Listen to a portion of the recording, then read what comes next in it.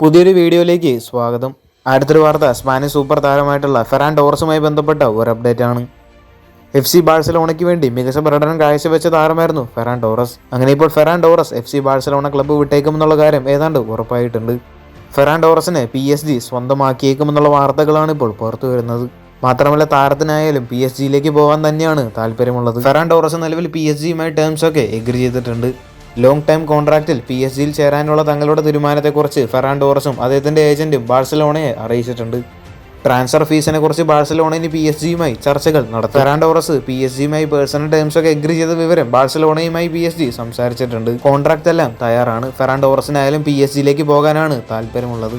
Official bid ഉടൻ സമർപ്പിക്കുമെന്ന് PSG ബാഴ്സലോണയെ അറിയിച്ചിട്ടുമുണ്ട്. എന്തായാലും ഫെറാൻ ടോറസിനെ PSG സ്വന്തമാക്കുമെന്നുള്ള കാര്യം ഉറപ്പാണ്. ഫെറാൻ ടോറസിനായാലും ബാഴ്സലോണയിൽ തുടരാൻ അത്ര താല്പര്യമില്ല. PSG പോകാൻ തന്നെയാണ് ഫെറാൻ ടോറസും ആഗ്രഹിക്കുന്നത്. അടുത്തൊരു വാർത്ത ISL ബന്ധപ്പെട്ട ഒരു കാര്യമാണ്.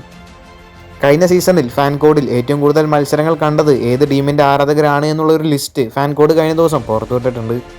ഏറ്റവും അവസാന സ്ഥാനത്തുള്ളത് SC ഡൽഹിയാണ്. 13ാം സ്ഥാനത്തുള്ളത് ഒഡീഷ FC ആണ്. 12ാം സ്ഥാനത്തുള്ളത് പഞ്ചാബ് FC ആണ്. 11ാം സ്ഥാനത്ത് മുഹമ്മദൻ FC ആണ്. 10ാം സ്ഥാനത്താവട്ടെ ജംഷഡ്പൂർ FC ആണ് ഉള്ളത്. 9ാം സ്ഥാനത്ത് FC ഗോവ. 8ാം സ്ഥാനത്ത് ബംഗളൂരു FC ആണ്. 7ാം സ്ഥാനത്ത് നോർത്ത് ഈസ്റ്റ്. 6ാം സ്ഥാനത്ത് ചെന്നൈയിൻ FC ആണ് ഉള്ളത്. 5ാം സ്ഥാനത്ത് ഇന്റർ കാശിയാണ്. 4ാം സ്ഥാനത്ത് മുംബൈ സിറ്റി FC.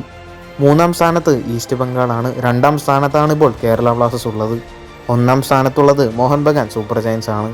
കൂടുതൽ ഫുട്ബോൾ വാർത്തകൾ അറിയാനായിട്ട് ചാനൽ സബ്സ്ക്രൈബ് ചെയ്യുക. അടുത്തൊരു വീഡിയോ ആയിട്ട് നമുക്ക് വീണ്ടും കാണാം.